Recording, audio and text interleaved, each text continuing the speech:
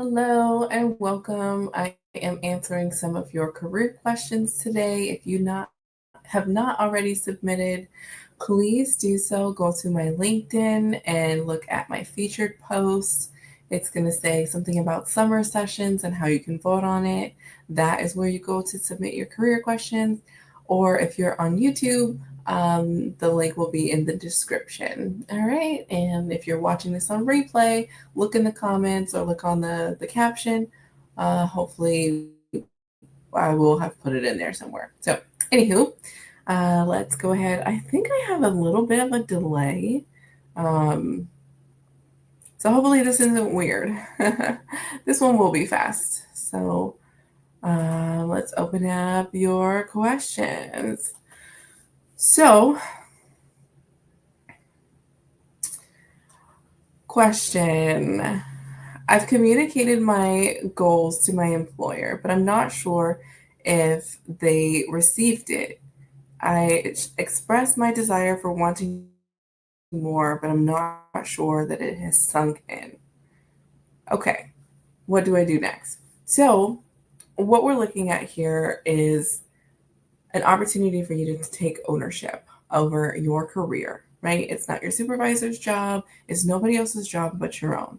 And so I want to encourage you to step up and be the leader of your own destiny, right? Be the captain of your ship. So, what I would do here is recognize that whoever you're communicating with is probably a person and they probably have a million things that they're thinking about. So, why don't we give your career and your career trajectory the respect that you deserve, and tell them, hey, I've expressed this. Um, can we set aside some time next week to discuss this? And you set up a meeting with them that is only for discussing what you're looking for, that you want more opportunities, what can be given to you, what is coming down the pipeline that would help support your development. And really just setting aside time so that there's no distractions, there's no other conversations that are going on during that time.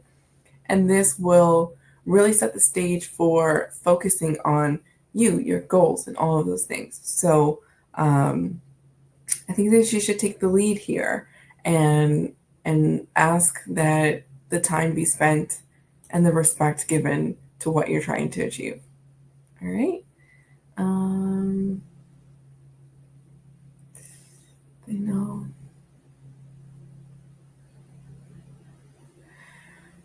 So, what do I do? I've brought up a few times through several review cycles. Ooh, that sounds like a couple years. And requested a competitive compensation analysis. Okay, so when it comes to asking for more compensation, there's a few different ways to go about it. Specifically, when you're talking about a competitive compensation analysis, it's not in the company's best interest to do this for you. I'm just going to be completely honest. Um, why would they spend employee time, aka money, looking out and finding out what their competition is doing so that they could then spend more money on you for the same exact job? Like, it just doesn't make sense from a business perspective. So, if you want competitive compensation based on market rates, the best way to do that is to go get a job offer, or maybe even multiple.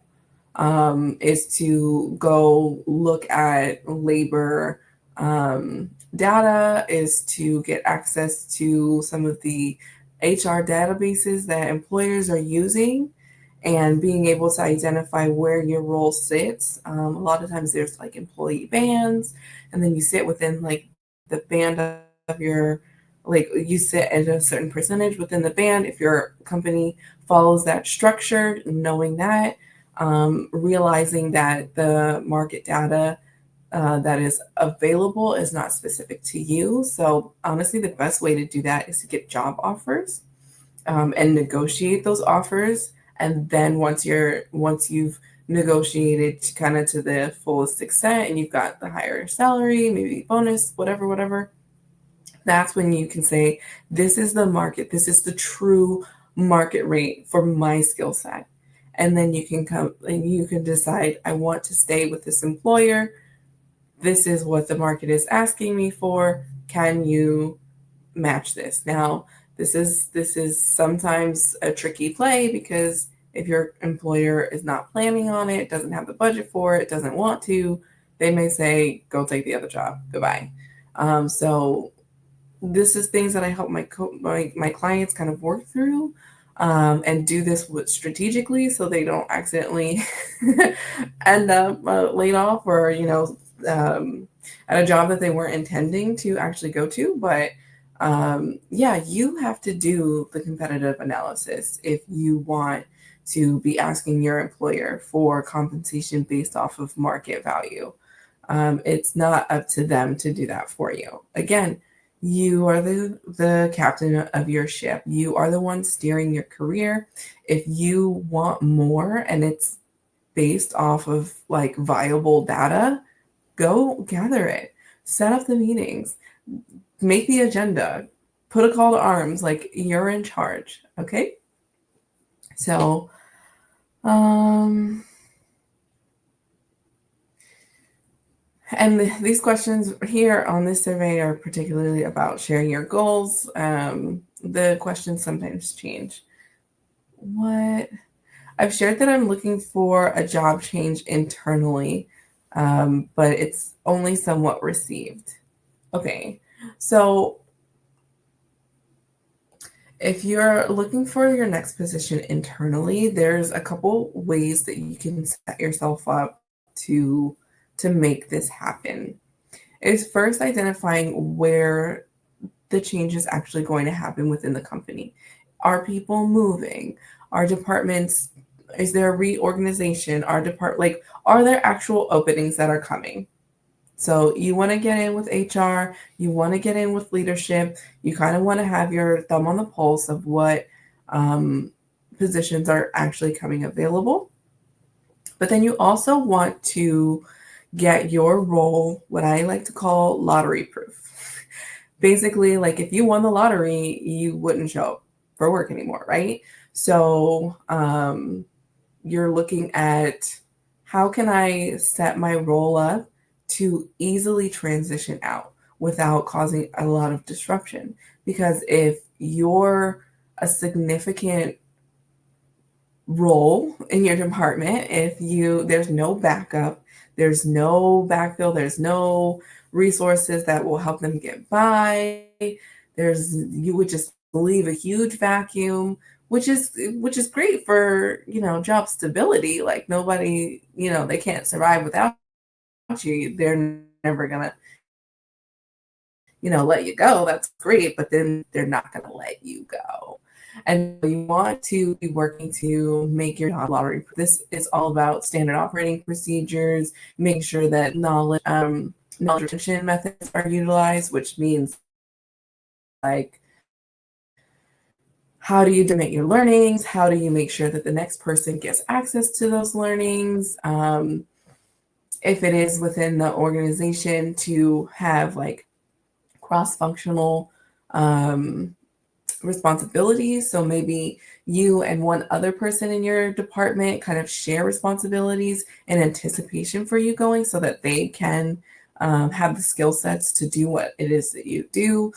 There's a lot of different ways to make your role lottery proof in anticipation for you leaving. Or it's like, hey, we recognize, and like, if you can get your company to support your coming transition, then they will prepare, right? And that's like the ultimate level of support. So what that looks like is they're going to hire somebody who does your role. They're going to start having you take on assignments in the next department. They're going to have you help train whoever they hire. They're going to have you, give input as to who gets hired or who backfills you, right? So this is like a formal succession plan. That's like the highest level of, yes, we support you and we're going to make this happen for you. Otherwise, again, you're the captain of the ship. You call the agenda, you set the stage, and it is up to you to standardize as much as you can, make templates, make resource logs, make all kinds of things so that if you caught amnesia, you would be able to relearn your role. If you won the lottery and they had to have the intern come in and do your role for a couple months until they hired somebody, could they get by with the breadcrumbs that you've left? This is going to help support an internal organization change because they know it will be a smooth transition because you have led that transition. It's all about leadership. Okay. Let's see. There's a lot of good questions here. How do I reinvent myself and my career? That's a tough one. I think it starts from mindset and communication. What I would say, just to, because there's kind of a lot packed into this, like reinventing yourself starts with yourself. So affirmations, what you read, what you're pouring into yourself, the people that surround you, the thoughts and the what you say to yourself all needs to change. You really need to envision yourself living in the lifestyle that you desire for yourself and speak and act that way. If you ever hear anyone say like, "Oh, dress for the role that you want," it's kind of that mindset. Be the person that you're wanting to be, and even if it seems awkward, even if it is feeling far-fetched, eventually you will grow into that, and other people will start to see and treat you that way also. Right? So it starts with yourself, and then it starts with the communication outside of yourself.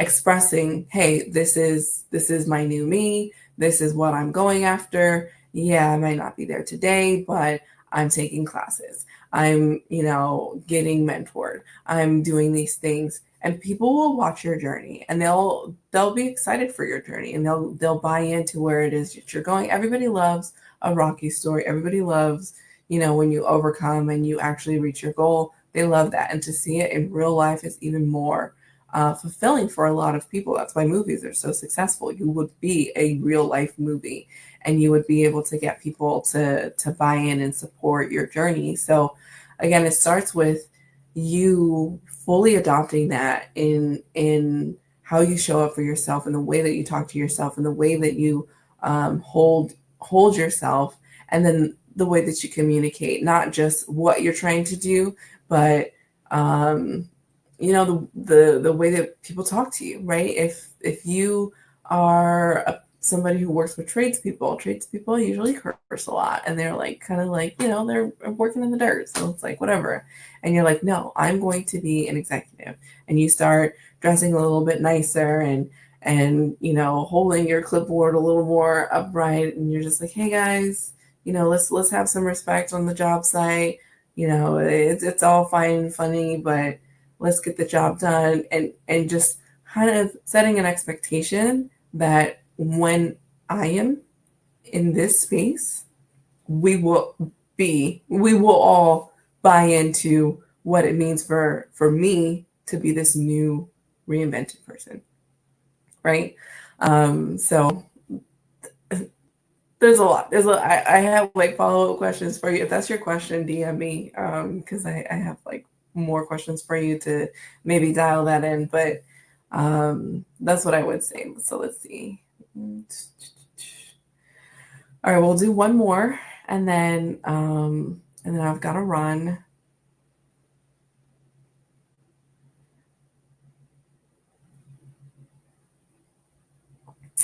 This one is talking about being my authentic self. So this is something that is a concept. I read the book Lean In, which is like a really popular book for women in corporate spaces. And it talks about bringing your full authentic self to work. And though I support bringing authenticity, I do not support bringing your full authentic self. And here's why. If I brought my full authentic self to work, I'd be wearing a bonnet and some sweats. And my vernacular would be different, right? I code switch, right? Like when I'm with my girlfriends at brunch, it's a whole different dialect than when I am in meetings and trying to get work initiatives done, period. Okay, so I think there's a line, and as a professional, you need to be able to toe that line and step into an authentic version of your professional self. And so when I mean like bring your authentic self, bring your interests that are neutral and safe. Okay. Um, maybe it's music, maybe it's art, maybe it's, concerts, or you like to hike, or you like to paint, or you're in a choir, or whatever other people that you work with may potentially find interesting and may have shared common interests. But if there are things that are more private or potentially judgy, like politics, for example, keep it at home, right? There are things that do not belong in the professional space. And as a leader, as a professional, it's up to you to have the discernment and decipher how to navigate that. And it comes with mentorship. It comes with like really being honest and getting feedback from people and engaging with other professionals so that you can have role models to kind of help you set the stage.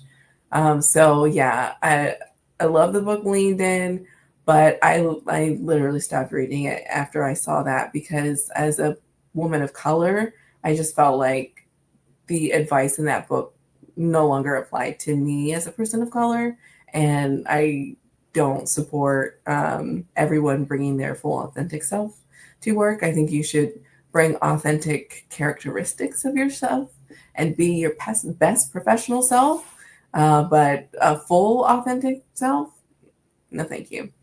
I'm trying to get work done. We can make it fun, we can make it interesting, but let's kind of limit it so there's no distractions and no judginess, because yeah, people are people and it happens, and I've seen it happen. So don't do that. All right, y'all. Great questions. And if you have not submitted your questions, again, go to my LinkedIn. It is one of my featured posts.